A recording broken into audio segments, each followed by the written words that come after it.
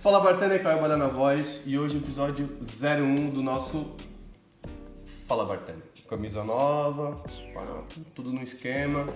E hoje tem um grande amigo, vou apresentá-los, tenho aqui uma cola porque a lista é grande. É ele, colunista da Mixology News, orador da Campari no BCB Brasil, finalista da Patron Perfectionist Prize Challenge Reels Competition Ibérico, campeão do Bacardi Legacy 2020 Brasil, bar manager do Tocotai, aqui em Portugal. É ele, Gramário! Muito obrigado, Lino. Bem-vindo, irmão. Obrigadíssimo. Obrigado aí pela presença. Obrigado pelo convite. E fortalecer aqui o nosso canal, tá ligado? Show de bola, tamo aí. Cara, mais uma vez, muito obrigado. Esse primeiro episódio é algo muito esperado já, de começar, já tá há algum tempo. A gente já tá a marcar, o quê? Já tem um tempinho, né?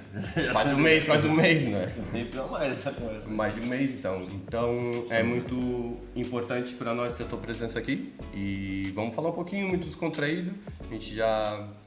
Tu já tem mais experiência de podcast até do que eu, já participou de alguns. Participou de alguns. Mas é sempre a primeira vez. É sempre a primeira vez. Sempre a primeira vez. Sempre nervosinho. Cara, pra começar, tem aqui de lado um presente aqui do canal. Pra ti, pra gente... Fala Bartender. Ah, não sei se... Tá vai ficar guardadinho, com carinho. Obrigadão. Valeu. Tem coisa dentro. Posso fazer claro, aqui? Claro, tá bom. Bora. É teu, pô. Já tá na tua mão, é teu. Estamos aqui, camiseta. Camisa aí. Segura aí. Só pra galera ver, fazer a Tô mídia, mexendo. né? Tô errado. Fala, vai. Ah, que é só. Ah, não, as costas aqui. Ó. Resenha, cachaça e resenha, porque nós é brasileiro e tem que É isso, fortalecer a nossa cachaça, Isso aqui né? vai ficar guardadinho, bem bonitinho. Não, tem que usar. Pô, mas se usar. Tem que usar, pô. Pronto, eu uso. Tranquilo. Eu uso. E aqui a gente também tem um livrinho. Um livro Livrinho de cachaça. no Macaúva, que foi Na Macaúva. um presente do nosso grande amigo, que agora tá no Brasil, Marcelo, que é a cachaçaria aqui. Grande Marcelo. Fortaleceu muito nós dois aqui, principalmente com cachaça. Grande Marcelo. Um abraço, Marcelo. Um abraço, Marcelo. Sabe muito. Vou guardar aqui então. É isso. E outra coisa que eu já vou deixar aqui pro nosso cameraman. Graças. Tem que falar também aqui do nosso primeiro patrocinador, parceiro, que não de hoje, mas já de algum tempo, que é o Mundo da Cachaça, que nos ofereceu aqui algumas cachaças do portfólio deles. O Mundo da Cachaça é uma empresa de importação de cachaça, ó. Tudo do Brasil, aqui para a Europa, distribui a Europa inteira e principalmente Portugal. E essa Vanderlei Extra Premium já é uma prenda do Mundo da Cachaça e do Fala Bartender pro nosso querido Mário. Boa. O Cachaça Vanderlei, que também foi minha parceira quando eu fiz um guest lá no Trincabar no Brasil, também fortaleceu o meu trabalho. Então, cara, é uma honra poder presentear um grande amigo e um excelentíssimo profissional com produto de qualidade. É isso, meu querido. Essa já é tua, vou ficar aqui. Obrigadão Compor. pra você, pra galera do Mundo da Cachaça. Pode ter certeza que será muito bem apreciada a nossa querida cachaçinha. Qualidade. Cara, vamos começar. Vambora. Quem é o Mário? Quem é o Mário? Quem é Mário Tu conhece Oliveira? o Mário? Mário? Quem é o Mário Oliveira? Que Mário? Pô, essa pergunta é muito fatídica. Bom, eu digo de uma forma mais simples que Mário Oliveira é um bartender que é viciado, que é acostumado a buscar novos conhecimentos e que, acima de tudo, tenta aí representar os melhores, né? Porque eu nunca me considero assim. Eu me considero como se eu estivesse representando as pessoas que favorecem esse setor e sempre atrás de conhecimento. Uma coisa que eu sou muito acostumado é ficar procurando coisa para poder ajudar. Então, nada mais do que um grande facilitador ali de comunicações e viciado em conhecimento. É isso. Maravilha. Não tem nada além disso. Maravilha. Cara, e como é que foi o teu primeiro contato com o bar? Como é que tu começou nessa área? Foi com freela? Cara, não foi exatamente um freela, mas foi um freela. O que acontece? Minha família já vem um pouco disso, né? Meu pai já foi bartender ali nos anos 80, no final dos anos 80. São Paulo? São Paulo. Minha família toda é do Piauí, meu pai foi pra São Paulo muito cedo. E aquilo é aquela época, no final dos anos 80, teve aquela época do filme Tom Cruise. Ok. E tava abrindo alguns bares em São Paulo. Ainda nem é aquela questão de uma coquetelaria mais avançada. É aquelas coisas com batidinha, leite cansado, Alexander. E meu pai, na altura, ainda consumia álcool, não consome mais hoje, e foi para um bar. E eu acho que esse foi o primeiro pontapé de muita coisa, porque ele trabalhou durante um tempo fazendo coquetéis, fazendo bebidas. Ok. E, obviamente, naquela altura chegava muita bebida, tinha algumas formações, tinha aqueles antigos mexedores de caipirinha que muita gente conhece. Então existia muito material, mas nenhum dos materiais eram em português, né? Okay, no Brasil ainda não se tinha muita tradução.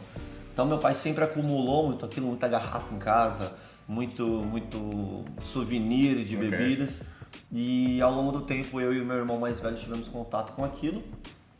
E como eu sempre fui um cara que estudei inglês, sempre gostei bastante de inglês, desde muito moleque, assim, desde 4 anos, 5 anos de idade que eu aprendi a ler e escrever, eu sempre fui vendo muita coisa de inglês.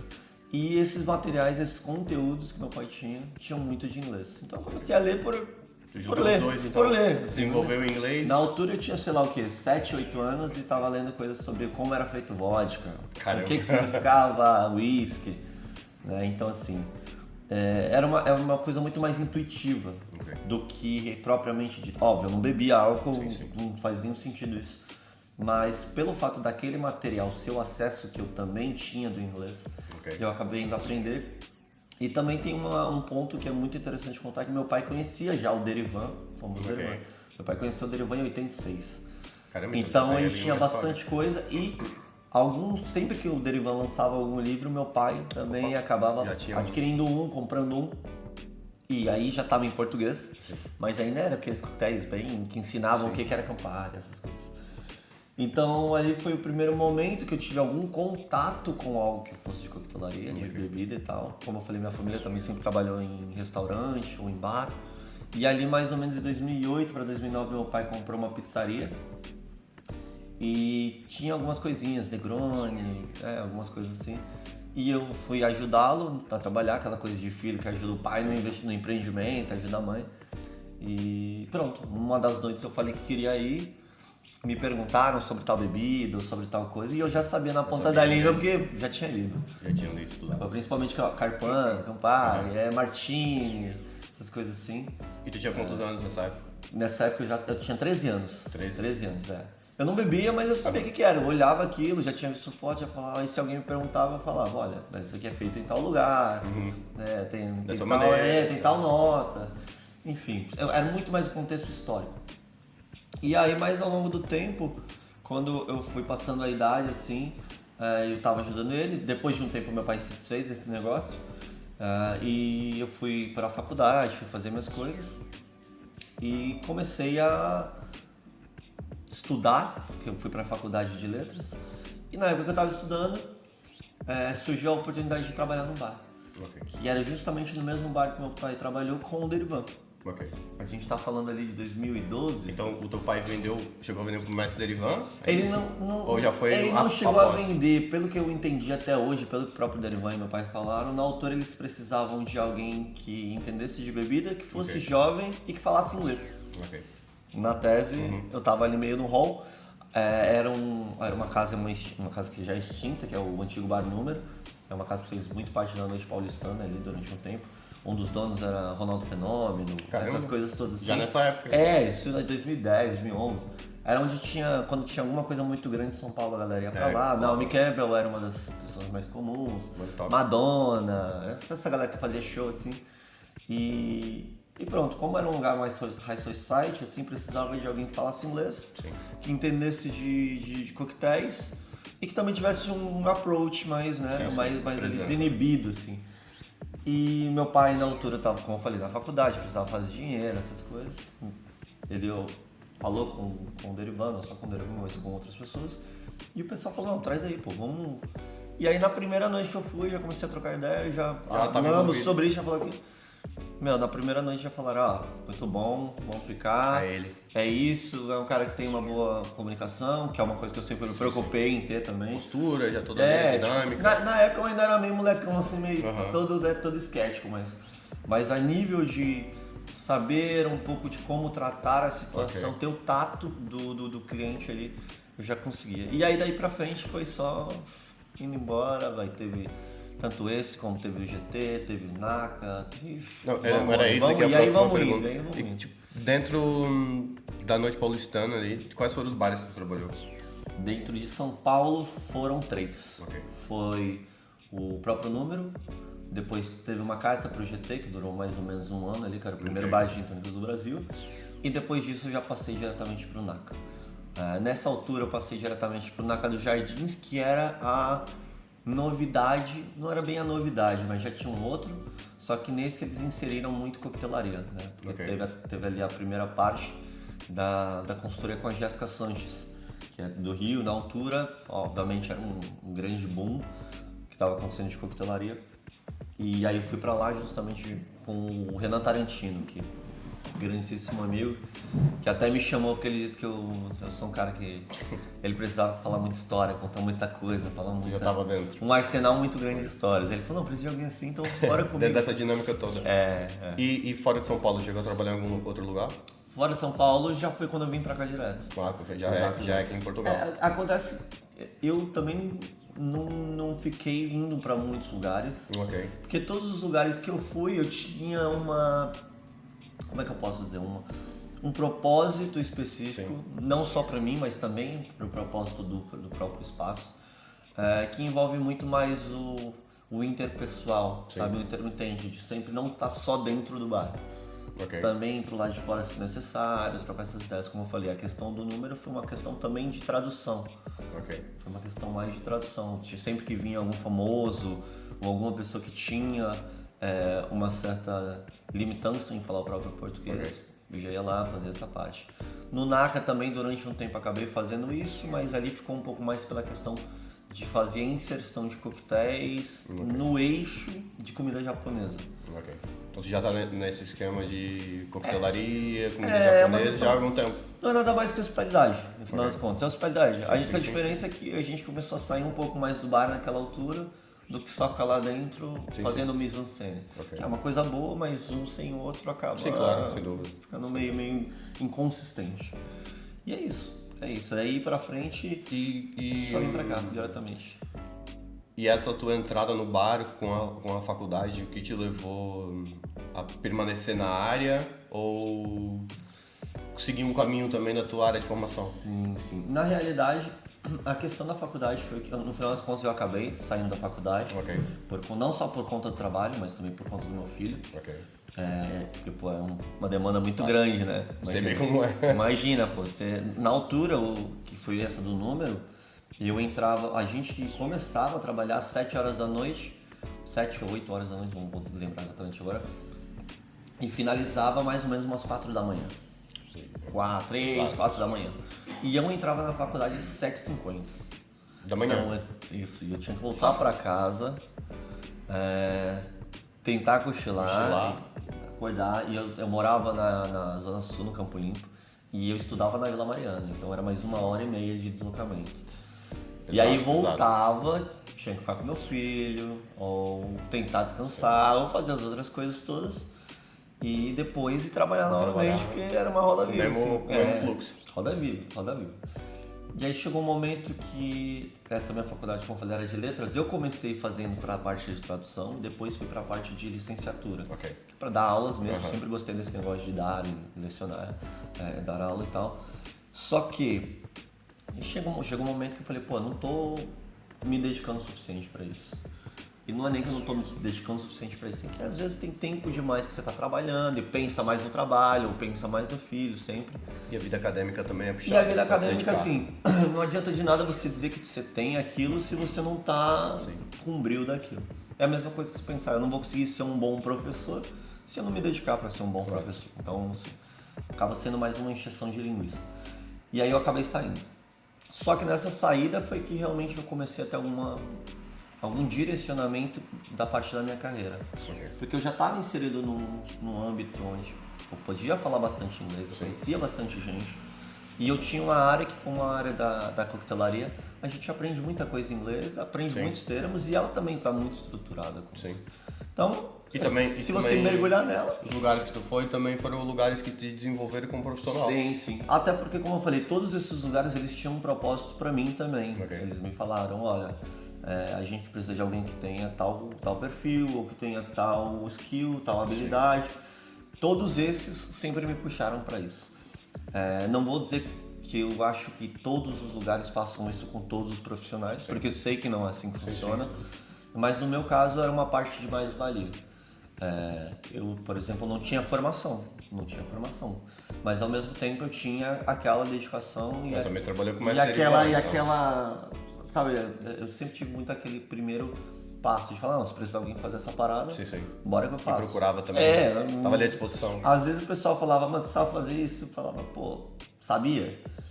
Mas Talvez não sabia tanto, mas falou, não, vamos que no caminho a gente descobre. E com o próprio Derivan foi isso. O Derivan sempre me falava, olha, as pessoas comem e bebem histórias. A frase famosa dele é essa, que ele sempre me dizia.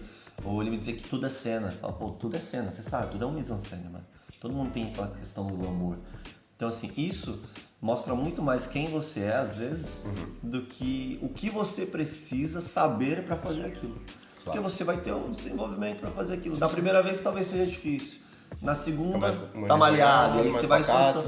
E aí chega um momento que você faz aquilo tão automático que você não precisa nem procurar saber fazer aquilo. Você só já foi no automático. Então foi muito mais o meu gosto para fazer as coisas. Sim. E nessa tua trajetória, teve algum momento que tu pensou em desistir da área? Assim, não, se calhar não é melhor eu seguir para outra área, trabalhar até de madrugada é pesado, ainda mais com o filho. Olha, já teve, eu não vou dizer que pensei em desistir, mas já teve momento que foi mais uma questão de, pô, será que eu não tô perdendo tempo? Não é nem uma questão de desistir, mas, pô, será que eu tô... De avaliar melhor a situação. De tentar avaliar melhor a situação e tentar entender o eixo que você tá. Porque... Primeiro ponto, eu tinha entrado na indústria numa parte de balada, que era um número, tá? Ele era uma baladinha, querendo ou não, era uma balada, tinha um espaço de balada. Depois disso eu saí e fui pra parte de restaurante, que já era a parte do NACA, por exemplo. Ou seja, já tem uma mudança de horários. Mudança de horário, mudança de público, mudança de moods. Então assim, chega um momento que você fica, será que talvez aquele outro não me oferecia muito mais... desenvolvimento? Aquele me oferecia um pouco mais de tranquilidade mental do que esse. Enquanto esse me oferece o horário, o outro só me oferecia uma tranquilidade mental melhor. Por aí vai. E a questão de ser pai também é uma coisa que uma vez ou outra você pensa, será que eu não estou muito tempo distante do meu filho? Não tô... Crescimento. Crescimento. E só que é aquilo, trabalhar é trabalhar. Querendo ou não, no nosso herdeiro tem cada um segura o seu fardo e a vida. Vamos embora.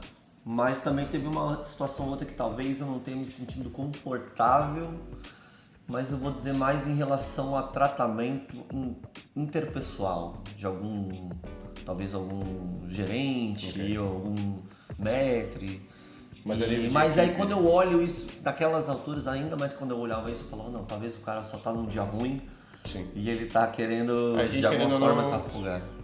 Todo mundo tem seus problemas pessoais, né? A gente tem que saber dividir entre trabalho e problemas pessoais, mas é isso, mano. Todo mundo pode ter um dia ruim. Ainda mais nessa indústria, ainda mais na indústria, os caras, que a galera bebe, a galera tem um uso às vezes super inconsciente de substância, se alimenta mal, dorme mal. Então tinha vezes que acontecia de uma pessoa ou outra, e eu sempre sou um cara muito mais, né, tá bom, beleza. E chegar e falar alguma coisa e eu pensar, falar, puta, vale a pena? Será que vale a pena eu comprar essa briga? Aí eu pensar, pô, o cara às vezes tá... O cara deve ter tretado com a mulher, ou o cara, sei lá, o filho tá doente, ou dormiu pouco. Então, amanhã eu troco ideia com esse maluco aí, tá tudo certo. Não vale a pena a gente querer sentar a cabecinha aqui com isso e tá tudo certo. Pô, já engoli um sapinho aí, velho, na vida. Mas que bom que eu tive paciência. Cara, qual o peso do Mestre Derivan na tua carreira, mano? Antes, pra quem não sabe, quem foi o Mestre Derivan e o que ele representa, principalmente na coquetelaria e na indústria de bebidas no Brasil. Tipo, tu pode falar? Posso. Quem é o Mestre Derivan? Claro. E qual é o peso dele na tua carreira, mano? Pô, o Derivan da minha carreira é uma coisa que eu gosto de dizer que foi um marco, mas eu também não quero fazer aquela balela né, muito grande de como se, eu convivi com ele, eu tenho a maior prioridade e a propriedade de falar, porque muita gente também teve suas experiências Sim. com ele. Comigo foi uma questão muito... Cara, eu não vou dizer que ele foi o meu guru, assim, porque de fato ele foi, mas eu digo exatamente no que ele me ajudou. Ele não me ajudou de uma forma que a galera acha que tipo, ele ajuda na carreira e tal. Ele literalmente te dá uns imprints, assim, que ele me deu, né? Me deu muitos imprints. E pra quem não sabe quem é, basicamente, o Mestre Derivan é um dos pioneiros ali da parte da coquetelaria e do registro de coquetelaria no Brasil, né? Livros, artigos, entrevistas, campeonatos, concursos. Ele foi um dos caras que realmente foi muito com afinco de fazer a evolução da coquetelaria acontecer desde os anos 70. Os coquetéis da IBA, né? A caipirinha. Coquetéis da IBA, totalmente exatamente. Foi brasileiro. vice-presidente ali da parte da IBA e da ABB, né? Foi vice-presidente da ABB, da parte sul-americana e sempre tentou documentar isso e inserir isso no eixo mundial. Visitou muitos países. Pô, foi um cara assim magnífico.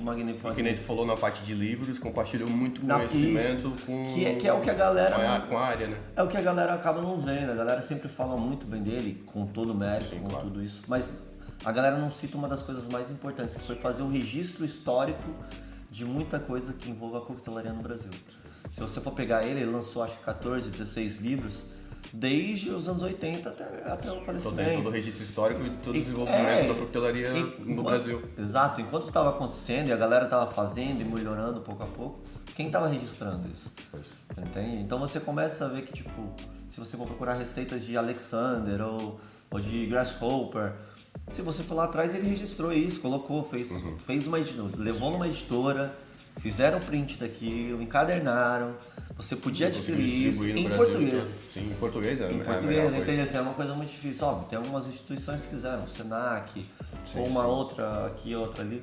Mas pensa que era um cara que estava inserido dentro da indústria, trabalhava até a referência. noite, trabalhava de dia até a noite e ainda fez esse registro e viajava aos lugares divulgando essa palavra. Não é porque já faleceu, mas ainda é uma referência brutal Sim, de profissional de bar no Brasil. Tal. Agora recentemente teve a inserção aí do Rabo de Galo também na IBA. E muito se deve também a esse último suspiro que ele também sempre tentou impulsionar. A questão da caipirinha em 94, fazer todo um dossiê de pessoas que já tomaram, em que bares tinham, quais levar isso pra cachaças IBA. era, levar tudo isso pra IBA, fazer reunião. Porra, isso daí é um Não, trabalho tal, muito tal. grande. E era um cara muito acessível, né? Sim, muito era. humilde, muito acessível, principalmente pela imagem e tamanho que é dentro da área, era muito acessível. Sim, sim. Assim, naquela altura, eu tenho essa visão, não estava lá, mas naquela altura eu entendo e eu vejo que não era tão grande e tão acessível quanto ainda é hoje. Porque hoje a gente tem internet, sim. consegue mandar WhatsApp. Não, digo, a pessoa em si, ele era muito acessível. Sim, ainda assim naquela época que era São Paulo, tudo, ele ainda viajava para os lugares, passava a palavra. Então assim, para quem não conhece, procure conhecer. E a minha questão com ele é basicamente essa, como eu disse. Eu sempre digo isso em vários lugares e meu pai sabe, como eu disse, meu pai é amigo dele, foi amigo dele durante muito tempo. Conheceu ele em 86, se não me engano, não lembro exatamente onde meu pai pode dizer com mais tranquilidade depois. E nunca se imaginou que alguns anos depois, vamos lá, 30 anos depois, eu que estaria trabalhando com ele. Entende? Da mesma forma como eu disse que eu li livros e tal, dos livros que eu li na minha infância era do Derivan.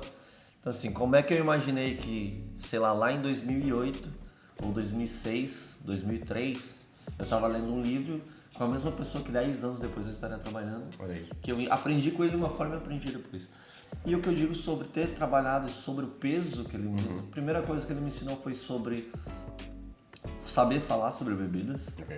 Né, que foi como eu falei, ele tinha muita frase de efeito, era uma das coisas mais legais, ele sempre tinha uma frase, uma brincadeira, e isso é legal. Também era bem rabugento às vezes, e tá tudo bem, porque quem vive isso acaba sendo rabugento. Tava te lapidando. Não tá errado, tá certo mesmo, de diamante, quando vem bruto a gente tem que lapidar. E ele tinha essa daí que eu sempre digo, que as pessoas comem e bebem histórias. Essa daí literalmente era boa, que eu gostava de falar. Tinha muita piada, assim, de corredor de trabalho, que a gente fala. Mas ele também soube muito bem falar sobre como é que você vai tratar a sua imagem ao longo do tempo. Ok. Dizer desenvolvimento de carreira. Isso já é um desenvolvimento de carreira. Isso daí é um personal branding, né, como o pessoal fala. Só que assim, ele sempre olhava no sentido de tipo, você quer daqui a 5 anos ou daqui a 10 anos ser olhado como a mesma pessoa, com o mesmo nível técnico de hoje, ou você quer ir mudando? E evoluindo. Exato. Ele também foi uma das pessoas que tentou se evoluir ao longo do tempo. Sim. Se você for ali na época do número, ele já estava fazendo coquetéis que impunham algumas técnicas E que nível não, de que, não, conhecimento. que não usava nos anos 90, Sim. nos anos 2000. Por quê? Porque não valia a pena ficar parado no tempo. Ele entendia que aquilo estava acontecendo. Por que ele entendia? Porque ele também estava registrando. Sim, porque ele também tinha noção do que acontecia fora do Brasil. Sim, exato, O que acontecia fora do Brasil. Então, tudo que acontecia fora do Brasil também ele Exato. tinha uma noção do que estava se passar, tanto na Europa, Sim, Estados Unidos. e a gente está falando aí de 2014, 2013, já era a época que também estava acontecendo a nova escalada de bartenders ali do Brasil. Sim. A gente tem ali Marcelo Serrano, a gente tem ali Kennedy Nascimento, a gente tem Jéssica Sanches, tem uma galera, né? Tem Rafael Pisante, Thalita Simões, que veio trazendo novas técnicas. A espuma do Moscow Mule tinha acabado Sim, de sim. ressurgir. E ele tava... O próprio Marco ali também, dando um desenvolvimento próprio Marco Della Rocha. para a indústria. Então, assim, ele conseguia ver que isso estava acontecendo. Então, eu digo que ele me ajudou muito mais no sentido de falar, mano, desperta que não é do meu lado que as coisas vão acontecer. Sim, só depende de você. Isso é uma coisa, você tá comigo, beleza. Mas uma hora, tanto que no dia que eu fui sair do número, ele falou, eu quero que você vá tomar seus rumos porque eu não quero você debaixo da minha asa. Claro. Porque debaixo da minha asa você não vai fazer nada por você. Então, Mas isso é uma baita visão e desenvolvimento até pra ti mesmo, Sim. né? Pra te impulsionar. Cara, muito, muito. Porque tem muita gente que acha que, às vezes, pelo fato de uma pessoa ser grande, conhecida e tudo mais, a pessoa quer que você esteja ali, Sim, te segura, né? presa com ela. Não, ele falava, cara, sinceramente, você fala bem, você escreve bem. Né? No própria primeira redação do Rabo de Galo, fui eu que escrevi junto com ele. Porque, Certo? Sim, porque ele, na altura ele queria escrever, só que ele precisava traduzir para o inglês, porque ele precisava apresentar isso para ele. Ok. E como eu já falava inglês, ele falou, pô, você já sabe falar sobre ortografia, sobre essas coisas, sobre inglês, vamos fazer, vamos, escrevemos e tudo mais. Olha que foda. Cara, foi o primeiro protótipo, isso a gente tá falando de 2013 para 2014. Com ele, com o Dante, que é o filho dele, com o Douglas, que creio eu que você conheceu, Sim. se não conheceu, Eu conheci o Dante. E, cara, era alguém que tava sempre em atividade e ajudou literalmente a falar, mano, continua. Voltamos aqui do nosso break. Vamos continuar aqui tava a falar aqui do peso do mestre derivando na tua carreira. Ok. E tu tava a falar da tua saída do número para outro bar e o mestre te deu ali aquele insight para tu abrir as asas e voar. E literalmente essa parte de voar, como é que foi a tua saída do Brasil para vir para Europa, para Portugal? Essa parte foi um pouco rápida, foi bem rápida, porque me chamaram para um projeto aqui e isso foi um pouquinho antes da pandemia. Para ser mais exato, isso foi antes da final do Legacy do Brasil. Ok. Só que tinha aquela questão de que para representar o Brasil no Mundial, você tem que estar morando no Brasil. Ok. Então eu não poderia fazer essa mudança Antes de antes de finalizar isso. concluir a parte mundial, né? E aí, beleza. Apresentaram o projeto, isso ainda lá. Eu cheguei a vir para cá durante um tempo só pra gente conhecer o espaço, para conhecer a cidade, fazer aquela análise de campo, Sim. quem são os concorrentes, o que a gente pode fazer de melhor, quem são os fornecedores que a gente vai tratar, se é preciso trazer algo do Brasil, por aí vai. E pra mim não foi uma coisa tão difícil. Pra mim a parte mais difícil, sendo bem exato, foi a questão familiar, por conta do meu filho, por conta dos meus irmãos. Porque eu sempre também fiz muita coisa, sempre fui muito cosmopolita nesse sentido de viajar, fazer essas coisas. Durante o próprio Legacy eu fui para alguns estados, né, conhecer pessoas, fazer toda essa parte mais midiática. E o grande desafio, talvez, desse grande ponto foi que eu estava no meio de uma campanha por uma questão global. Sim. Então imagina, eu fui construindo durante um bom tempo uma questão no Brasil, Pra competição internacional, sim. e chegou um momento que eu tive que sair de lá para vir para cá. Então teve que ficar gerindo lá e também gerindo aqui com a mudança de vida, mudança de clima, Claro. mudança de rotina, mudança Distância, de horário. tudo acaba mudando. Novo desafio A única profissional, coisa que a porque gente tudo tem que, a única coisa que a gente tem que ter um prumo, tipo, não, Claro. peraí, vai dar tudo certo. Tem que o norte. Vamos lá, né? Ficar ali de olho. Mas, no geral, eu também gostei bastante porque sendo bem honesto, eu nunca tinha pensado em sair do Brasil até então. Antes dos 30 anos, talvez. Ok. Sempre quis viajar muito pra fora, mas eu não tinha consolidado esse pensamento. Quando me chamaram, beleza, vamos começar a ver o mundo dessa forma. E quanto tempo de carreira tu tinha quando veio pra cá? Sim, Quando eu sou vim- profissional. Quando eu vim pra cá era 2021, então eu comecei ali de 2013. Aí 8 anos. Oficialmente 2013, né? Então tinha aí quase 8 anos. Ok. Quase 8 anos. E já tinha uma bagagem. Já tinha, bagagem, já tinha tinha. bagagem. Já conhecia bastante coisa a nível de marcas e tal. Ok. A única coisa que talvez era um pouco diferente pra mim era em qual círculo eu estaria inserido aqui, né? Ainda mais pro Porto, que tem uma questão de coquetelaria que tá numa ascensão, assim. E quando eu vim pra visitar, eu não tinha não tinha conseguido ver como é que tava aquecido o mercado. O desenvolvimento do coquetel. mercado, sim. Exato. E quando eu cheguei, eu pensei, pô, vamos ver. Mas aí já de primeira uma galera me conhecia, uma galera me mandou mensagem, uma galera de indústria. Tinha muito Pô, brasileiro aqui já, trabalhando no... Cara, eu acho que já tinha, mas nem tantos me acessaram. Ok. Tinham alguns, mas nem tantos me acessaram. E eu também, nesse primeiro momento, eu não acessei muita gente. E a galera da indústria mesmo que chegou mais pra trocar ideia comigo ali. O pessoal das galera, marcas. galera das marcas, embaixadores. E principalmente o pessoal da Bacardi. Sim, também. O pessoal chegou, olha, a gente Um abraço já agora, um abraço pro pessoal da Bacardi. O pessoal chega e fala, olha, tipo, você tá aqui, pô, se precisar de qualquer ajuda, dá um toque. Desenvolver alguma E coisa. ó, passa em também. tal lugar, conhece tal pessoa. E aí você te vai... dar um norte ali, uma Isso, orientação. aí você vai começando a dar umas pequenas engatinhadas Tu e... também é um cara aqui de presença, sabe falar, sabe chegar. Sim, é exatamente isso. Mas eu não sabia tudo. até então onde eram os melhores... Sim. Onde era Spots. onde era o spot pra gente fazer isso. Só que assim, também não demorou tanto, acho que deve ter... Eu lembro exatamente que quando eu cheguei aqui, eu demorei 4 meses pra ir em um bar de coquetel. Caramba. 4. Eu até fiz uma postagem na altura que eu fui tomar um coquetel.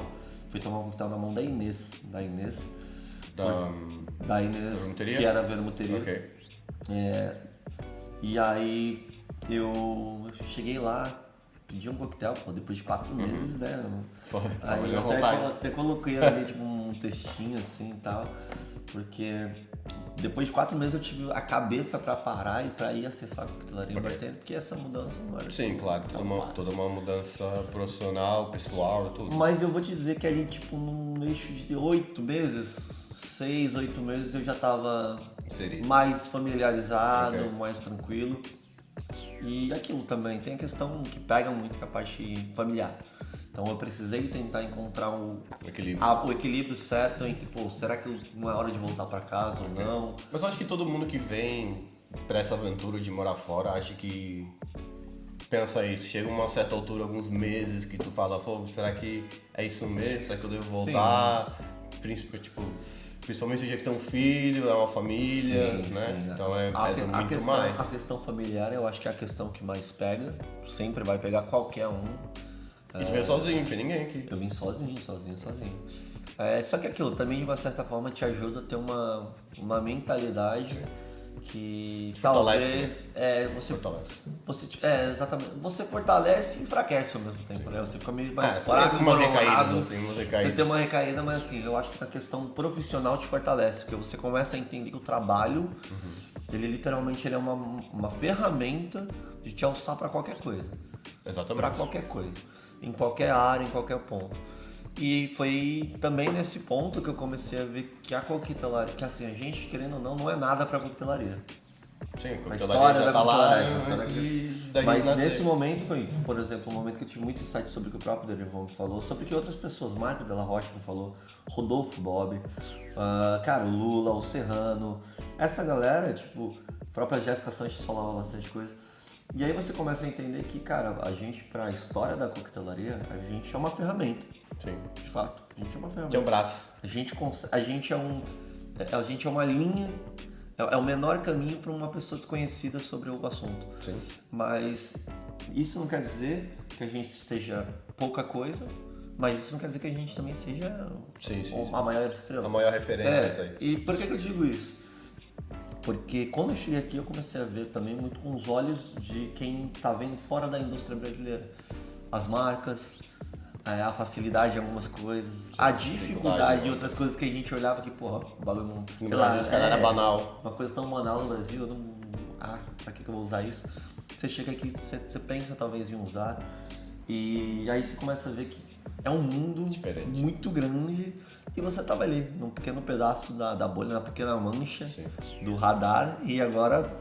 Ampliou as margens, né? E cada vez mais que a gente vai fazendo isso, que a gente vai para um país novo, que a gente vai para uma cidade nova, que a gente vai para um ponto de consumo novo, tipo ir pra praia, um lugar que tenha litoral, porra, você começa a ver que aquilo ali olha, como isso é grande, cara. Isso é muito grande, mesmo que informalmente. Sim. Mesmo, porra, no próprio Brasil, tu vai em qualquer praia, principalmente das praias que eu já fui, dos diferentes estados, cada coisa uma loucura, é tudo diferente, demais. diferente. E é uma coisa que a gente também aprende, existe muita gente que tá no caminho ali da costelaria que começa a excluir algumas coisas, né? Eu não tomo isso, não aquilo. E ok, cada um com o seu gosto, mas também tem muita gente do lado de fora que vê assim. Tem muita gente que às vezes vai me oferecer uma coisa, ou já me ofereceu, Mário, toma, sei lá, essa batida de coco, por exemplo. Não, você não bebe, né? Porque você só bebe tal coisa. Eu falo, não, gente, pelo amor de Deus. Por acaso, eu parei um bocado de não opinar, mas tentar ajudar, principalmente nas redes sociais, alguma situação ou outra. Uma coisa que tu, como profissional, tu vê e fala, mano, isso tá errado. E a pessoa compartilha aquilo numa boa vontade, sabe? Aí, tu fala uma coisa tranquila, super positiva, eu recebi uma mensagem assim, falando, meu, cala a boca, tu vai dar conselho pra tua bolha. Eu, tipo, mano, minha bolha, como assim, mano? Tem um projeto pra ajudar outras pessoas, mas ok, dei risada só. Eu digo isso no sentido de que teve gente que eu não lembro qual foi a ocasião, não lembro quem foi, mas alguém acho que queria me oferecer espanhola. Pô, vamos tomar uma espanhola, pô. Não, você não toma, né? Você só toma, sei lá, marcas, né, de luxo e tal, não vou falar o nome das marcas. Mas eu falei, não, pô, você é louco. Eu bebo tudo, mano. Nada mudou. Eu nasci na favela, meu irmão, mas... Pra quem não sabe o que é espanhola. Espanhola é basicamente, pelo menos em São Paulo, a gente tem vinho tinto, abacaxi, leite condensado e gelo. Acabou. Bate, tritura, tudo bonitinho. E fica muito bom, fica aquela famosa batida. Pode colocar ali outras frutas, um moranguinho também fica legal. Óbvio, você consegue encorpar, mas ela fica bem encorpada. E aí o pessoal, não, você não bebe. Vamos tomar não, você não bebe. Eu falo, não, gente, pelo amor de Deus, não pense assim, pelo contrário. É a mesma coisa, todo bartender bebe cerveja praticamente. A gente não passa o tempo todo tomando coquetel. Por acaso, a gente sai às vezes depois do trabalho, vai tomar ali alguma coisa. É muito raro eu tomar um coquetel. É cervejinha bem gelada pra relaxar. E esse é um exemplo muito clássico. Mas será porque só porque nós somos brasileiros e o consumo de cerveja também entre a população é mais elevada ou é algo mesmo do... já tô cansado de fazer coquetel, hoje vou tomar cerveja. Não, cara, eu acho que é global isso. Eu acho que é global porque depois de passar um pouco no expediente, o que você quer menos complicado possível. Mais simples, é abrir a garrafa e beber. Exato. E é por isso que eu digo que é uma bolha, mas que a gente consegue facilitar, porque muita gente aprende isso com o tempo, sabe? Vai entender, não. Afinal, ele não bebe só coquetel. Ele trabalha com, mas não bebe. Tipo, como é que é? A casa de ferreiro, espeta de pau. Espeta de pau, espeta de pau. Então, tipo assim... Fui pro Brasil em 2021 e teve uns amigos assim, falaram, vamos tomar cerveja tal. Eu falei, esse cara o cara não bebe porque agora tá na Europa e só bebe artesanal. Eu falei, tá maluco? Nada mudou, mano. Exatamente. Obrigado. Não, mas é exatamente isso. Tá maluco? Nada mudou aqui. Continua mesmo. E isso mostra como, às vezes, a gente aprende dentro da própria indústria com isso. Por isso que eu sempre uso esse exemplo. Cara, vamos mudar aqui o tema. Vou colocar aqui uma área um bocado mais voltado para mercado e profissionais. Na tua opinião, pela tua experiência, o que separa um bartender, um profissional mediano para um bom profissional? Eu acho que são 3 pontos.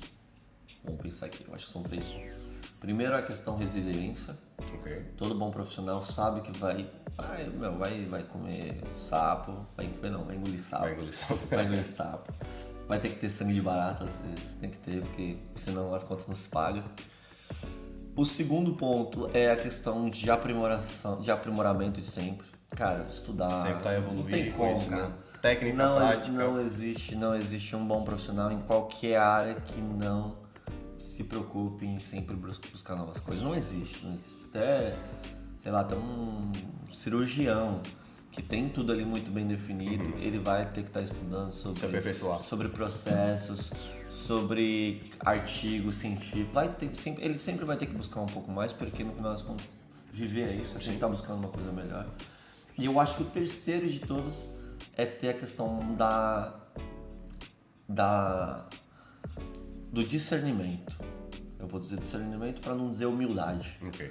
Porque muita gente que é humilde acaba ficando para trás, porque não sabe a hora exata de também pontuar. Não vou dizer ser desumilde, mas de ser conciso. Ser firme e conciso. Por quê? Porque essa também é uma indústria que acaba sendo muito banalizada, para não dizer prostituída. Okay. Então, assim, um bom bartender, ele sempre vai ser acessado por pessoas de bem e de má fé.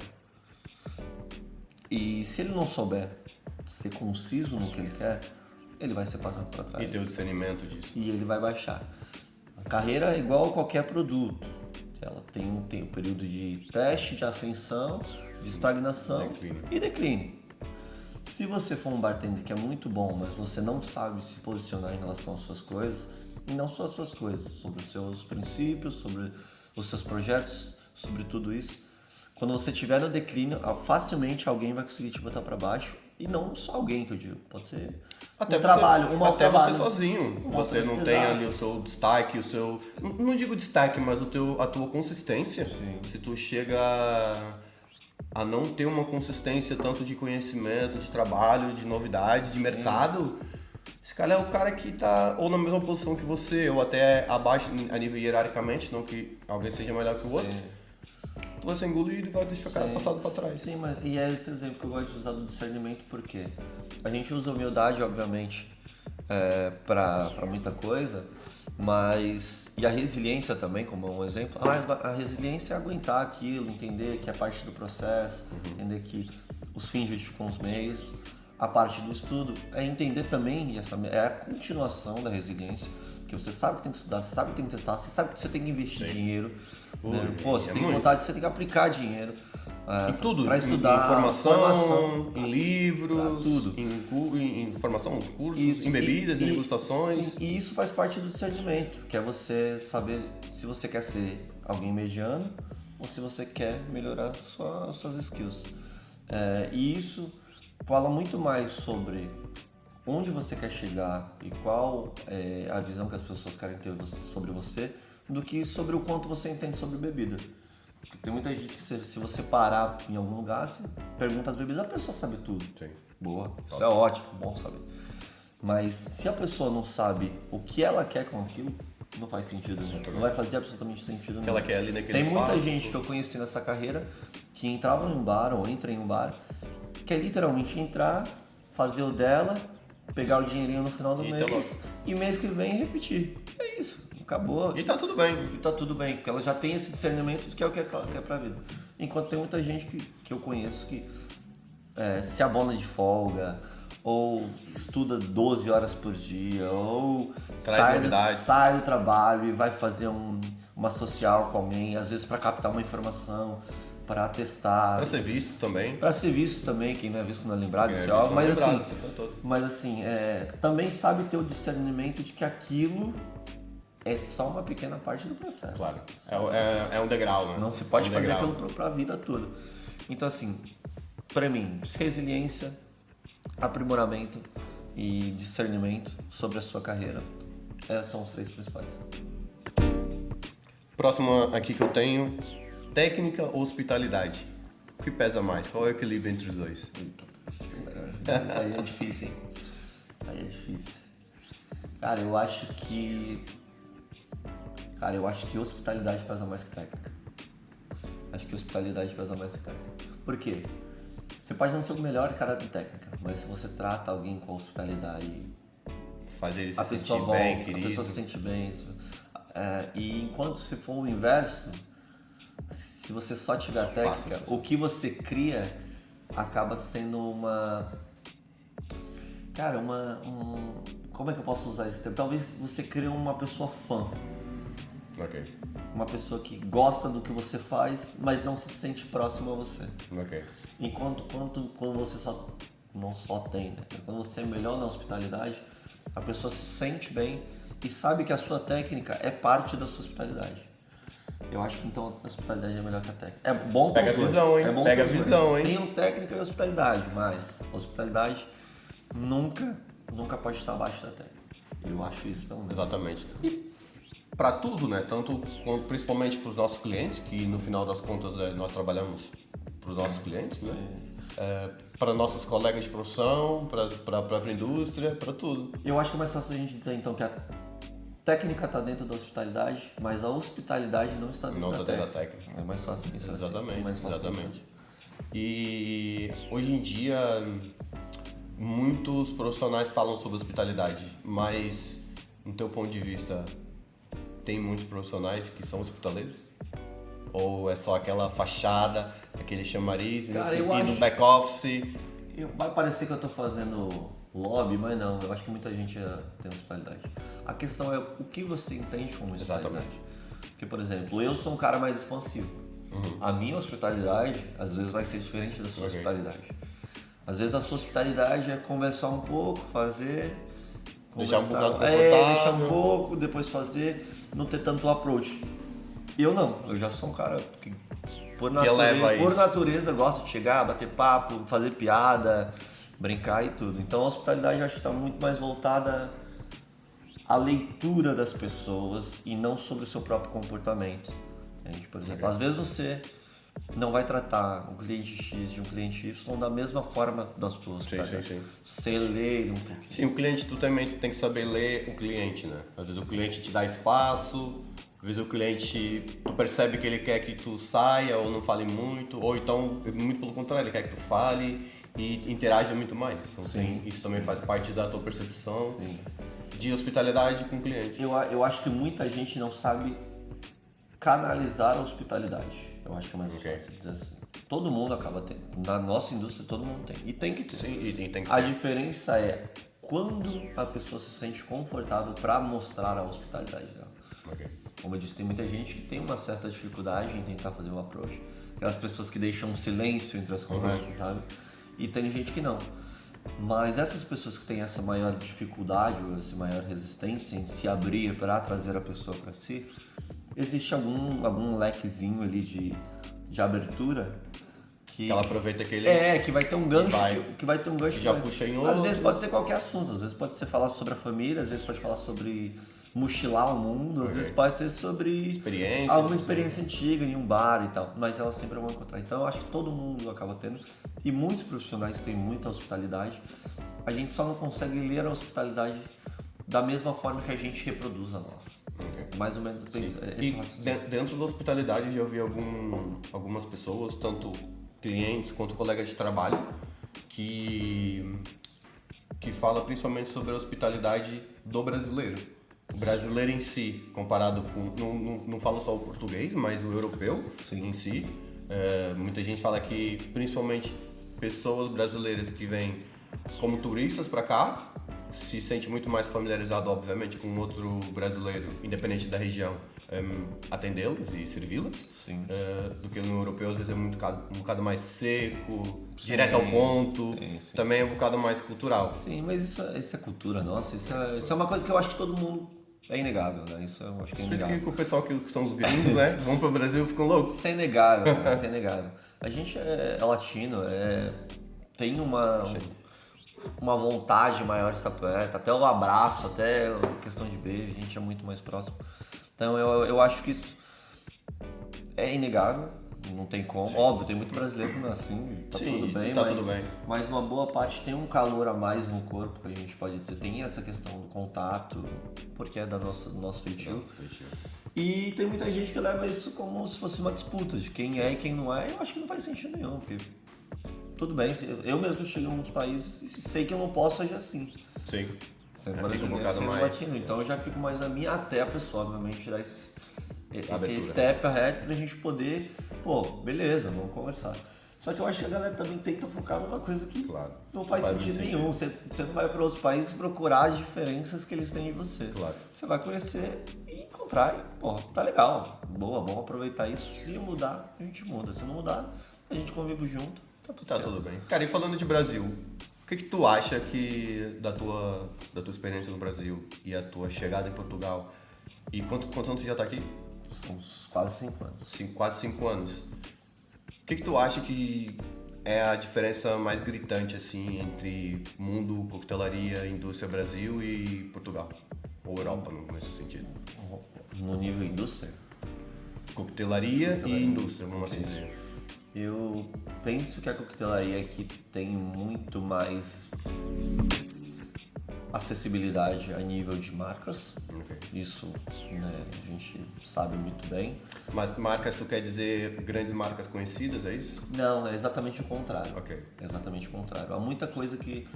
Há muita marca que a gente não tem acessibilidade, muitas diferenças de espíritos, Ok. né? Muita coisa cultural que a gente acaba não acessando no Brasil, até por questões de carga tributária, de distância e Distância, tudo. tamanho e tudo. Óbvio, o Brasil, a gente não precisa nem falar sobre a vasta coleção de bebidas e opções que a gente tem no Brasil, porque pô, o Brasil é imenso. Gigantesco, é um continente. Cara, o tanto de fruta que tem, o tanto de especiaria que tem, o tanto de produtores que existem, cara, é tipo absurdo, mas acaba se restringindo também a uma coisa muito mais, vamos dizer, tributária. Ok. E quando a gente vem pro lado de cá, e eu não vou dizer nem só pro lado aqui dessa parte da Europa, mas para outras partes, a gente acaba vendo uma gama muito grande, de uma Portfólio acessibilidade muito muito maior, maior e que poderia... E acessível, né? Sim, Acessível tanto financeiramente. E acessível, pô, tipo, questão de, sei lá, 10, 12 euros, assim, você consegue comprar algumas coisas que, se fossem ao Brasil, custariam Um absurdo. o que custam muitas coisas hoje. Mas isso eu acho que está muito mais voltado também à demanda que você tem lá, porque obviamente não vai ter demanda se não tiver mercado, é um ciclo vicioso. Sim. Um depende do outro. Isso, um depende do outro. E eu acho que a nível de coquetelaria, isso facilita muito mais, porque você consegue substituir muita E coisa. tu tem um leque de diversivo pra... Eu digo muito mais na quesito de substituição mesmo. Porque, Ok. por exemplo, no Brasil, se você quiser substituir um licor marasquino, É difícil. é difícil. É muito difícil. É difícil pra caramba. Aqui não, cara. Aqui, se você quiser substituir um licor marasquino, você vai numa ali que já tem um sintético, um outro talvez tenha um licor que é próximo. Ou algo parecido. Ou outro que tem ali, sei lá, um purê de frutas que é próximo. Sim. E não só isso, a questão de bitter. Você quer substituir Sim, bitter no Brasil? Porra, É difícil demais. difícil pra caramba. Você tem que fazer o seu, você tem que procurar alguns lá dos meninos. E aqui não, aqui você vai ali e compra por 8 euros. Porque a garrafeira aqui tu vai, pequenininho. tá feito. Entende? Existem muitas coisas. Eu acho que a questão da substituição dos ingredientes aqui facilita muito mais a coquetelaria. Ok. Porque se você não tiver uma coisa, você consegue ter outra. Por exemplo, caipirinha.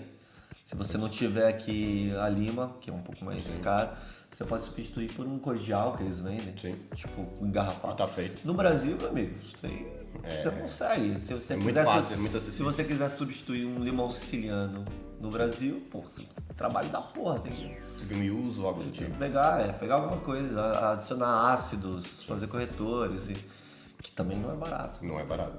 Aqui, gente, é acessível. Mano, aproveita o cafezinho aí e já te faço uma pergunta. Que é o momento resenha, cachaça e resenha. Vamos falar sobre o nosso produto que é tão grande no Brasil e um projeto pessoal que é divulgar e trazer mais cachaça para o conhecimento para todos os bartenders. E melhor que ninguém o Mário para falar aqui comigo. Deixa eu fazer uma pergunta, cara.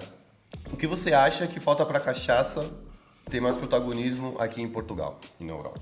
Em Portugal, eu acho que falta o incentivo das marcas.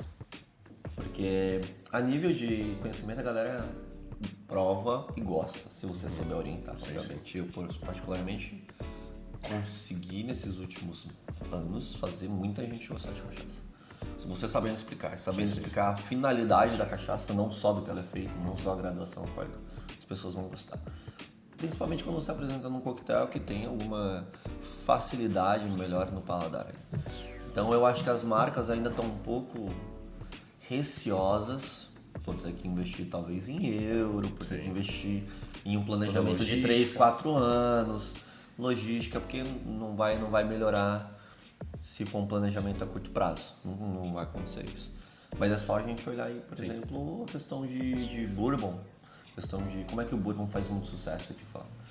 Sendo que ele é lá das Américas, e ainda está nos Estados Unidos, ainda tipo, não, mas que os Estados Unidos investem muito mais. Não, senhor, eles só investem há mais tempo. Sim, Diferente. isso é verdade. Diferente. Muito mais tempo. Então, assim, não é uma questão de curto prazo. Não estou dizendo que se fizer isso vai dar certo, mas eu acho que esse é o passo mais fácil nesse momento que tem uma indústria com muitos bartenders brasileiros na Europa. Sim. Então, você consegue representar mais. E que eles gostam de mostrar o nosso produto Sim. tanto para clientes quanto para a própria coquetelaria e tudo mais. Se a gente não tivesse tanto brasileiro... Já acabou? Não, pode falar. desculpa. Se a gente não tivesse tanto brasileiro agora no exterior, seria um trabalho muito mais difícil. Claro. Agora, como a gente tem, o que precisa acontecer é as marcas colocarem essas bebidas Dentro do cenário. No cenário. Um bom exemplo é a Leblon. A Leblon, quando foi adquirida, ela tinha uma presença muito grande, muito gigante no mundo.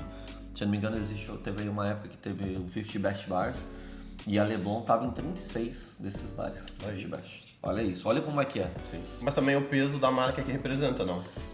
Não é nem isso, cara, é porque as pessoas que apresentavam isso sabiam do produto e ela estava presente. E ela estava presente.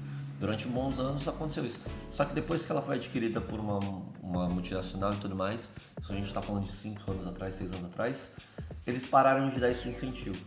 Então hoje, se você for fazer uma lista de quantos desses 50 Best atuais tem alguma cachaça, não vou dizer nem Leblon, tem alguma cachaça, cara, com certeza esse número deve ter diminuído vezes 3, entendeu? Sim. Então, eu acho que é muito mais a questão das marcas investirem a um médio e longo prazo, porque quanto mais tiver no hall, mais os bartenders brasileiros O que tu acha que elas podem fazer no caso... Que no caso era a pergunta a seguir. O que tu acha que as marcas de cachaça, tanto industriais quanto de alambique, podem fazer para melhorar a imagem e o acesso da cachaça aqui em Portugal? E Portugal ou Europa, no caso? Nesse momento, eu acho que é mais fácil fazer formações. E formações que eu digo não é pegar uma pessoa, botar ela lá dentro durante 3 horas, né, fazer um intensivão. Mas sim fazer pequenas ações de descomplicar a cachaça. É uma parte da coquetelaria. Isso. A palavra descomplicar já diz tudo. Já fala tudo. Eu não vou dizer nem só na coquetelaria. A coquetelaria é o segundo passo. Mas afinal, você sabe o que é cachaça? Né? Então, qual é a diferença da cachaça para tequila? Né? Um versus, vamos fazer um versus. Nenhuma é melhor do que a outra. As duas têm propostas diferentes. Sim, cada um seu propósito. Então, assim, você começa a mostrar para as pessoas que tem diferença. Aqui em Portugal, por exemplo, se a gente for olhar a nível de vinho, existem muitos programas que mostram para as pessoas: isso aqui é vinho tinto, isso aqui é do Douro, isso aqui é assim, isso aqui é assado. E elas não duram tanto tempo. Óbvio que você tem, né, os cursos de alguns wines e tudo mais, isso tem. Mas tem muitas experiênciazinhas que te mostram em, sei lá, 45 minutos a diferença. Degustações e a diferença. Cara, simples e básico. É só você chegar e mostrar para as pessoas que é descomplicado. O único ponto é, será que você acessou descomplicado? Ou será que você só acessou a parte que é um pouco mais banalizada? Então, eu acho que as marcas têm que ir por esse caminho. Se eu fosse representante de uma marca de cachaça, eu não tentaria ficar fazendo campeonatos nesse momento, não tentaria ficar fazendo... Tem que agregar conhecimento e valor. É o segundo passo, mas o primeiro é as pessoas entenderem que cachaça não é bebida de pingus, não é bebida marginalizada. Quer dizer, ela é marginalizada, mas não deveria ser. Não deveria ser, porque é um produto. Porque ela é um produto que ela é regulamentada. História, né? Ela é regulamentada. Tem denominação de origem. Tem denominação de origem. Igual conhaque. Por que as pessoas bebem conhaque? Exato. As pessoas às vezes nem sabem do que é feito conhaque, mas bebem conhaque. E no teu ponto de vista, pela tua experiência de brasileiro bartender aqui em Portugal e na Europa, como que tu acha que os bartenders europeus, no caso, veem o produto? Pô, eu acho que é 50-50.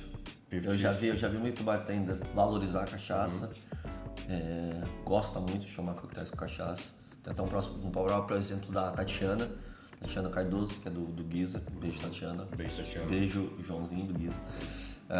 Que eu fui fazer uma matéria pro Mixology e ela, o coquetel favorito dela, do momento, era Macunaíma. Olha que foda. Entendi. Top. E detalhe, ela tava num lugar, num hotel que nem cachaça provavelmente tinha, porque ela não tinha conseguido inserir isso. Ok. Então ela mesmo, do hall dela, fazia isso. Mas também já vi muitos profissionais que dão uma bela de uma desvalorizada. E Porque óbvio, também não tem conhecimento disso. isso, e óbvio, eu, Mário Oliveira, entendo que às vezes ele não acessou o que é a cachaça de fato. E tranquilo. Não vamos criar uma guerra. Naquele dia que eu fiz a masterclass lá e trouxe alguns produtos pra galera degustar e um bocado mais de conhecimento teórico. Pô, a galera falou assim, cara, não sabia o que era, os portugueses no caso, não sabia o que era, tu me abriu um leque brutal, principalmente de sensorial. Sim. Cara, que pra mim foi tudo novo e foi muito foda, foi muito top. Exato. Mais uma vez, se a gente voltar... Ambulância foi embora. Mais uma vez, se a gente pensar que a cachaça não é um produto de um sabor só, Claro. tem um Olha, só leque. aqui atrás tu já vê Ela tem trocentas coisas diferentes. Ela tem um leque e existem bebidas que a gente vai provar que só vão ter um sabor. Exato. Que são amadas, É singular, glorificadas, nunca mudaram porra nenhuma. Então é só mais uma questão da galera entender no que ela é usada, para que cada uma delas é usada, e tá tudo bem. Cada bartender tem sua visão e os que não têm vão aprimorar ou vão desmerecer. Mas na minha visão tá meio 50-50. Mas que devem conhecer o que é o produto. Me chamem. Principalmente para degustar. E se for, ou seja nos nossos bares, ou nos convites também. É isso. Chamem o Caio, ele entende muito. Ou me chamem também, às vezes eu tô de boa. Sabe muito Tô de mais bom que eu, tempo sabe pra muito mais que eu. Cara, vou te perguntar aqui sobre competições, cara. Show. Como que foi na tua carreira participar e ganhar o Bacardi Legacy? Sim. E participar de outras competições também como a Patron Perfectionist e pra final contra a própria Pro Ice e acho que foram essas? Ah não, tem Para essa também teve o MIB, que já aconteceu no Brasil. Ok. Teve o Diplomático World Tournament da Botucá no Brasil. Sim. Mas assim, a gente não falou sobre eles porque Ok. são outras coisas um pouco mais... São etapas um pouco mais diferentes. Mas pronto. Mas a nível de competição, cara, como é que foi pra ti participar disso tudo? E depois eu deixo já uma pergunta a seguir, que qual é o peso de uma competição, tanto, mesmo que a pessoa não ganhe, óbvio que ganhar sempre traz algo a mais, mas qual é o peso pra carreira de um bartender de participar de competições? Show. Vamos lá. Passando assim só pelo primeiro momento, em relação às competições, eu sempre gostei de competições que façam sentido para o propósito do bartender. Tem muitas competições que são muito famosas, são super faladas, são super glorificadas, que eu não participo, porque eu não vejo que aquilo reflete nos meus princípios. Não vou falar de nomes, obviamente, mas são legais, são boas, todas têm seu propósito de ter o marketing da empresa. No final das contas, um campeonato fala sobre marketing de uma marca. Mas, por exemplo, do próprio Botucau, que foi a primeira competição que eu participei, achei magnífica. Foi ali que eu tive um grande step na minha carreira, uma grande visão, que teve a questão do Brasil. Foi o primeiro diplomático no Brasil. E, pô, cara, só de você olhar no rolo, nem vou precisar muita coisa. Os meus concorrentes eram o Fábio Lapietra, Marcelo Vasconcelos, Marcelo Serrano. Pô, grande. Olha os caras, velho. Tipo, E fora as conexões que tu faz nas competições? Sim. Tu cria amizades ali, Pô, literalmente. Só dessa competição, pô, olha quem tava, assim, no hall. Era uma coisa muito grande e não é por eles serem quem eles são, mas você começa a ver os feitos que eles fizeram. Depois teve o MIB, que era o Most Imaginative Bartender, da Bombay, isso. Cara, você chegava lá, tinha o Zé Ronaldo, que agora tá aí trabalhando como embaixador e tal. Não só ele, tem o Tom Oliveira, foi quando eu conheci o Tom. Tem o Lucas, foi finalista, o Lucas que tá em Lisboa agora. Foi um dos finalistas, levou um coquetel inspirado na história do Kung Fu. Olha aí. Pô, A Lucas é um artista, cara. O coquetel do cara. Brutal. Então, tipo, você via apresentações ali, que, como pra mostrar o mais criativo, pô, tinha apresentações ali que beiravam a loucura. O cara colocava um líquido aqui, descia por uma estrutura de gelo, no meio tempo ele fazia o coquetel e pingava, assim, cara, era... Então, assim, também é uma competição que eu adorei, obviamente não avancei, porque não fui criativo o suficiente nas alturas. Mas, cara, imagina isso.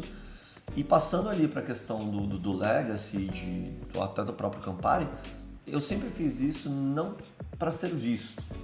Tem muita gente que obviamente faz para ser visto, e mais uma vez, tudo bem quem quiser, mas nesse caso foi para você melhorar suas habilidades até de comunicação, de apresentação, de chegar a pessoas, sabe? No Legacy mesmo foram 3 anos, o terceiro eu ganhei, mas os outros 2, Foi experiência? Foi uma batalha muito grande até interna, não foi uma batalha contra os outros, não foi... Sim, eu acho que é uma competição não é contra os outros, é contra ti mesmo, mano. Pelo contrário, pra tu melhorar sempre, mano. Lá nos bastidores, cara, a gente era literalmente, precisa de algo, todo mundo foi bem família.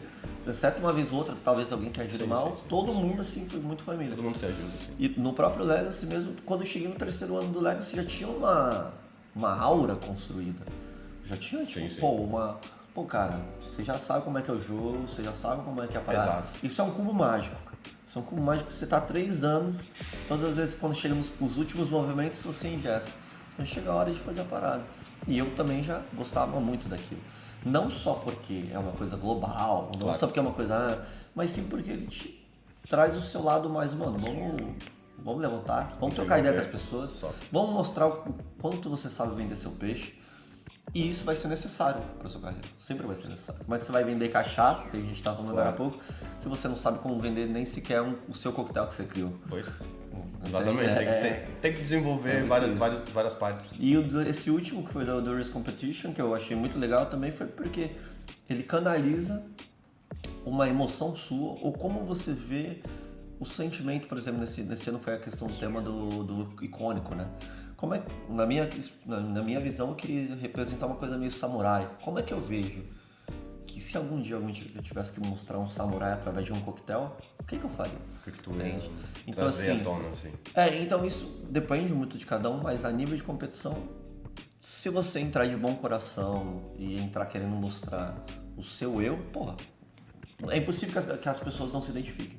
Elas vão entender. Agora, se você quiser entrar só pra ganhar algo, ganhar só o prêmio, ou só pra aparecer no Instagram da pai, pô, isso nunca vai acontecer. Não, você só tem que vai agregar. tiro no pé, decepção e tudo.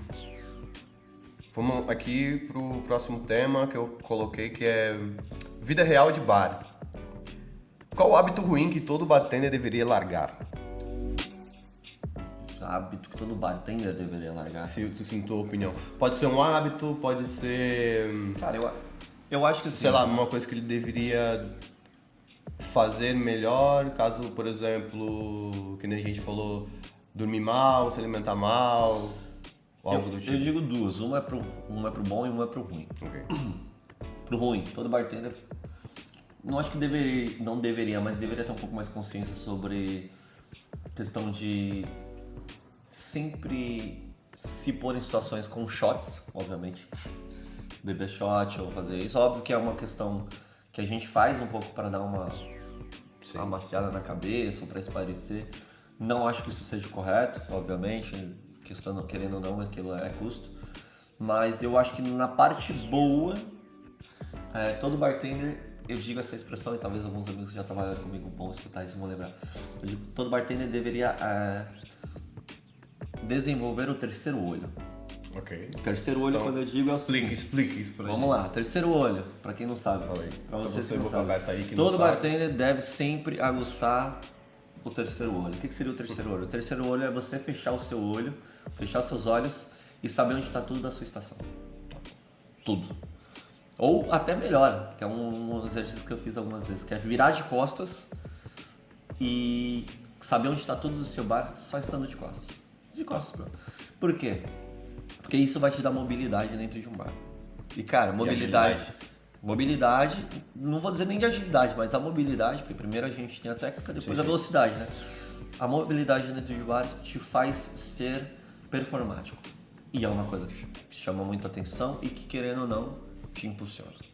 Ah, Mário, mas querendo aparecer. Não, história mais eficiente. Não é. Todo mundo gosta de ver alguém dominando técnica. Sendo que a gente falou da técnica. Só que assim, como é que você vai, às vezes, mostrar que você tem técnica se você ficar zanzando, sabe? E quando eu digo isso, por exemplo, se você for no meu bar hoje, ou em alguns bares de pessoas que eu treinei, ou que você vê que a pessoa não sai do lugar. Ela consegue fazer tudo do bar apenas com um movimento. E se ela fechar o olho, ela vai saber onde tá. Se ela fechar o olho, ela, pô, já sei onde é que tá tal coisa. E pra mim é uma das coisas mais bonitas de se aprender dentro de um bar. E profissionais, mostra que é profissionalismo. E que muita gente não pensa nisso, mas é o que mais ajuda em competição. Exatamente. O que te ajuda numa competição é ativar o terceiro olho. Porque antes de alguma coisa acontecer, você já tem um segundo plano. Um bom caso disso é o Felipe Leite, que aconteceu no Legacy de algum ano, não lembro agora, que ele foi fazer um steer com um gelo maciço dentro do copo e quebrou mesmo. Mix and glass? Não, quebrou o copo, que o copo era de gelo. E antes mesmo que todo mundo notasse, muita gente nem notou, nem júri notou, ele só trocou por um que estava embaixo e refez. Ou seja, ele já antecipou. Quebrou, trocou rapidinho, botou, ninguém nem viu, deu um trincadinho assim. Opa. Ou seja, já tava assim, com o terceiro olho ativadíssimo já. Assessora, Ele já tava. Então, pra mim, esse é o hábito que todo bartender precisa ter. Precisa ter porque... Então, pra você ainda que não ativou o terceiro olho, já sabe. Ative o terceiro olho, Cara, qual é a realidade dos bares que nenhum curso e as redes sociais não mostram? Nenhum curso, nem as redes sociais mostram. Tanto positivo quanto negativo. Positivo. A troca de experiência, o aprendizado, e o que eu digo troca de experiência, aprendizado é coisa besta até às vezes, uma coisa boba, uma informação. A maneira de fazer algo. Às vezes você tá num bar e o cara te conta uma história, pô, aconteceu isso comigo e tal, e você fala, pô, nunca pensei que isso poderia ter acontecido. Olha só, que coisa maluca, né? Tu sempre tá agregando, tá aprendendo algo novo. Ou às vezes até uma expressão nova, um idioma novo. Essa semana eu tava explicando pra uma pessoa o que era 86. Uma pessoa que trabalha em bar há um bom tempo, mas ela não tinha a expressão do 86 que acabou. Tal coisa acabou 86. Então, assim... O que é o 86? 86 é quando acaba alguma coisa. É um código pra você não dizer na frente dos clientes. Olha, acabou tal coisa. Só chega e fala, olha, sei lá, coxinha 86. Acabou. Também tem o da conta em japonês que a gente fala kanjo. Quando você tá na frente do cliente, você não fala, tal mesa pediu kanjo. Tal mesa pediu conta. Só você fala, olha, mesa 12 kanjo. Nunca vai entender. E não fica antiprofissional. Sim. Não parece que você tá perdido e gritando. Então esse é um pequeno exemplo, assim, né? E a parte que ninguém fala que é ruim é a parte do emocional, né, cara? A parte do emocional é complicadíssima. Porque às vezes, cara, tá quebrado, tá a cabeça esfarelado. Não vou dizer nem de ressaca, às vezes, né? Que a galera mas tem gente que às vezes tá, tipo, muito cansado, o corpo tá desgastado. Cabeça tá um caco. Às vezes, pô, você tem que trabalhar com, sei lá, filho doente. Sabe? Sei lá, conta pra caramba pra pagar e tal. E tem que estar lá, pô. Tem que estar lá. Lindinho, bonitinho. A gente não tem culpa de nada disso. Pô, não tem culpa de nada disso. E tem que estar limpando o chão, tem que estar lavando louça.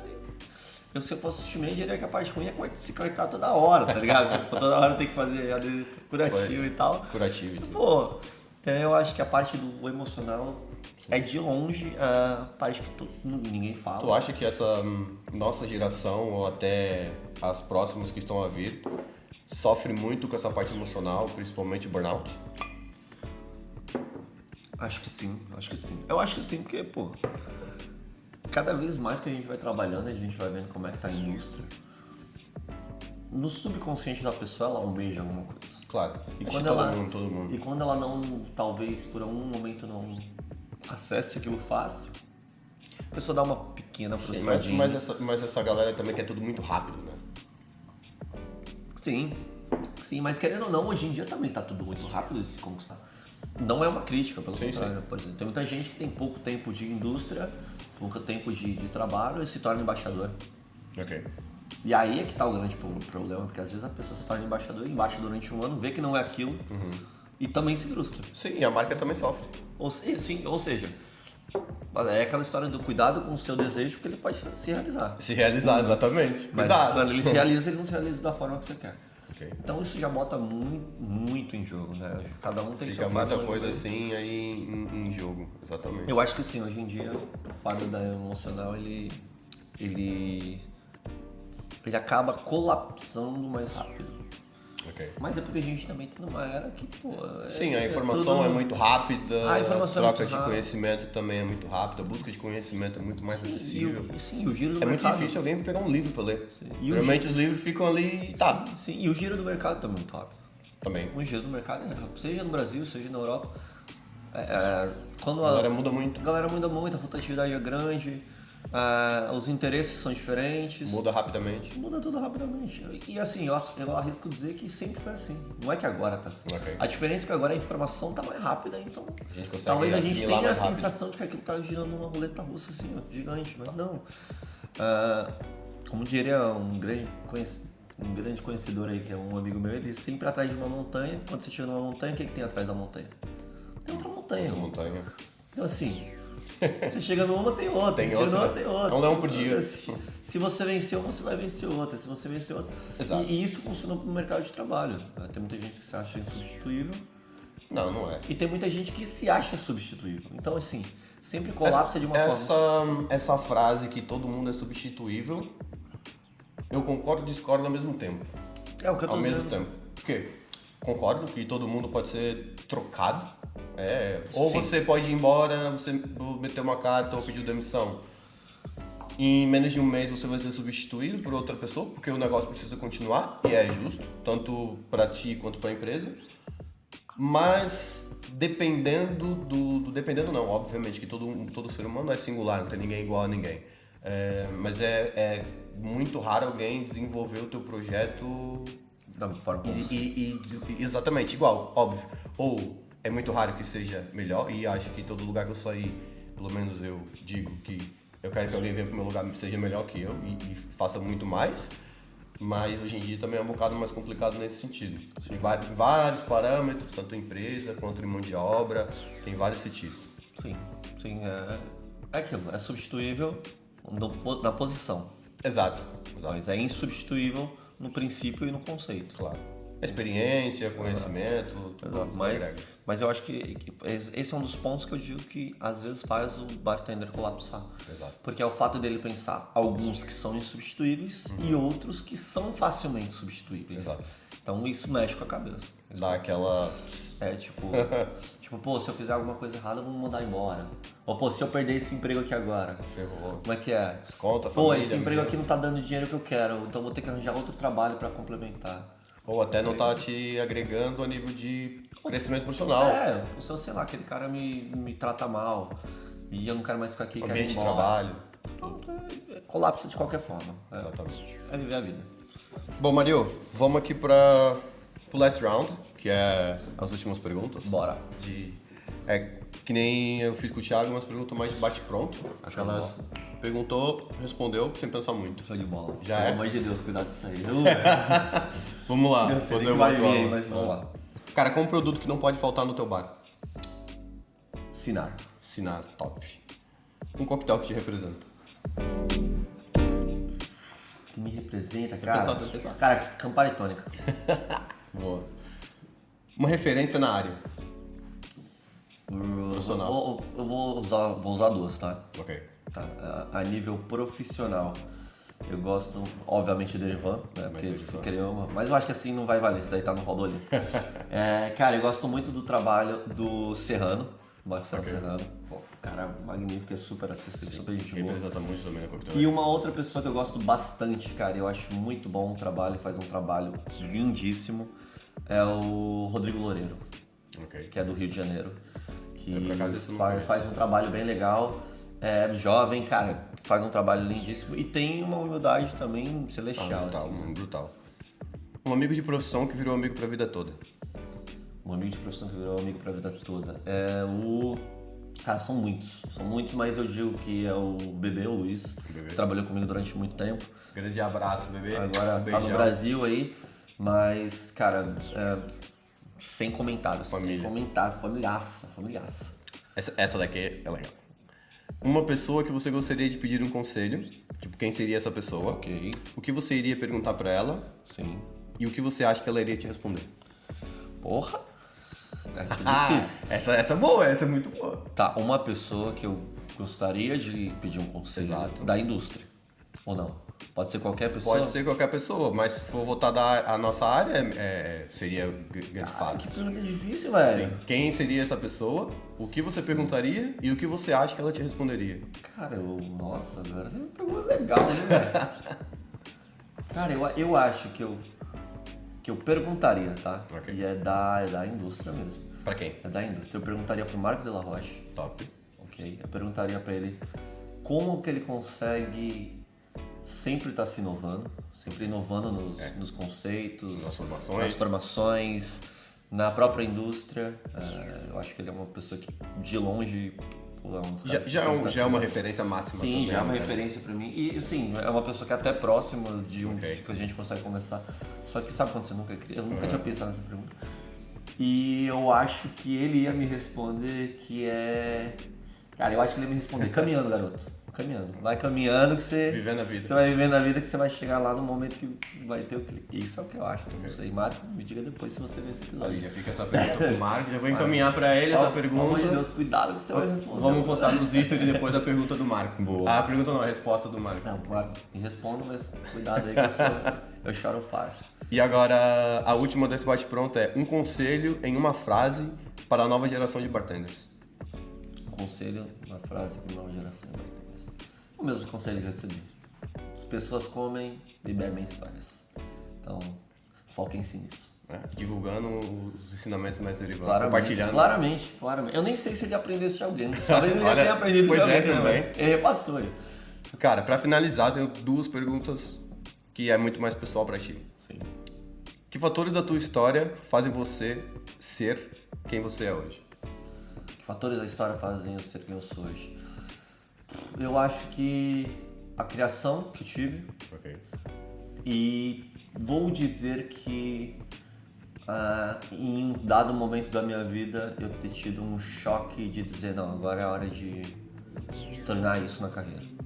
Isso me fez abrir muitas portas e isso ao mesmo tempo me fez largar muitos hábitos não saudáveis que eu tinha.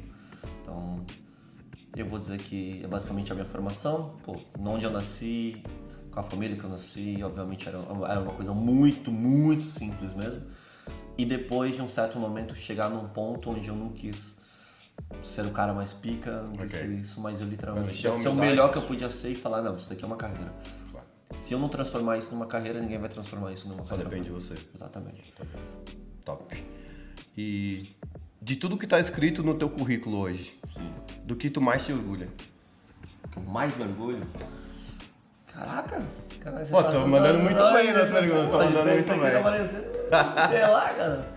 Cara, eu acho que o que eu mais me orgulho de tudo isso é o tempo de carreira. Ótimo. Ótima O tempo questão. de carreira. O tempo de carreira porque ele vai falar muito mais, o meu trabalho fala muito mais sobre mim do que eu. Exato. Então, eu acho que é meu tempo de carreira. Que, óbvio, não é nada comparado a muita gente, mas é carreira. Exato. Carreira. É uma carreira. E... E muito boa. Sim, Muito, sim. muito bem trabalhada, e tu acha que tu é exímio nisso, no que tu faz, cara. Tu sabe trabalhar muito bem tanto o teu pessoal, marketing pessoal, profissional no caso, e a tua postura. Você que não visitou o Mário ainda, não tomou um coquetel com ele lá na Barra, vá. Vá que é uma experiência. Vai, precisa, por favor. É uma experiência. É uma Quando eu experiência. chegando. É muito bom. Não, exatamente. mas de fato eu acho que a carreira é a coisa que eu mais me orgulho. Não é nem um título, não é nem uma competição em si.